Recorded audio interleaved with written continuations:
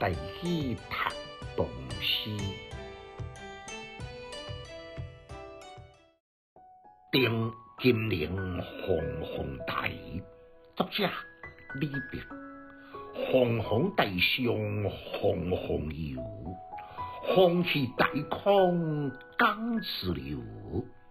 吴江花草埋幽径，晋代衣冠成古丘。三山半落青天外，二水中分碧罗洲。所谓浮云凌百日，长安不见树林愁。简介千多年前呢，虽然无像到今仔网络的信息，戏幕分书遍地开花，也毋过呢，文化有真济争议性的话题也比比皆是。像讲李白到武昌登黄鹤楼无题诗留念，到眼前有景读不得，随后题诗在上头的争论。李白写这首《定金陵凤凰台》，更加被渲染刻意呢，要甲随后比一个关键。这千百年来争议不休的高度呢，咱是无法度拿来分解。但要来探讨的呢，对这首《定金陵凤凰台》，伊成为千古绝唱。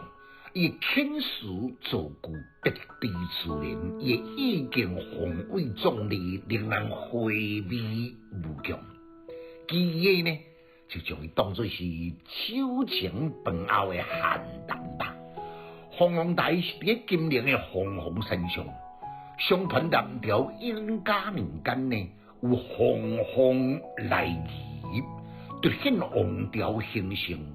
如今风气大空，六朝的繁华也从此来消失，唯有大自然的江水永恒的存在，滚滚东流。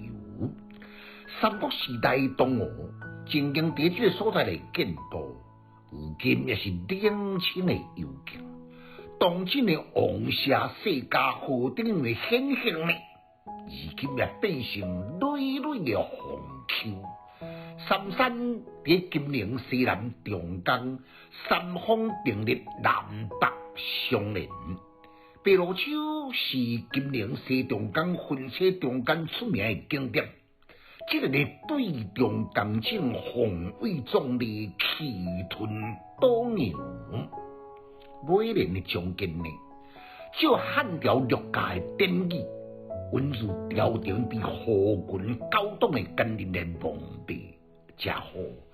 家己富裕之能报国无文为必胜之徒，关谷一金，壮南四海于一瞬时间。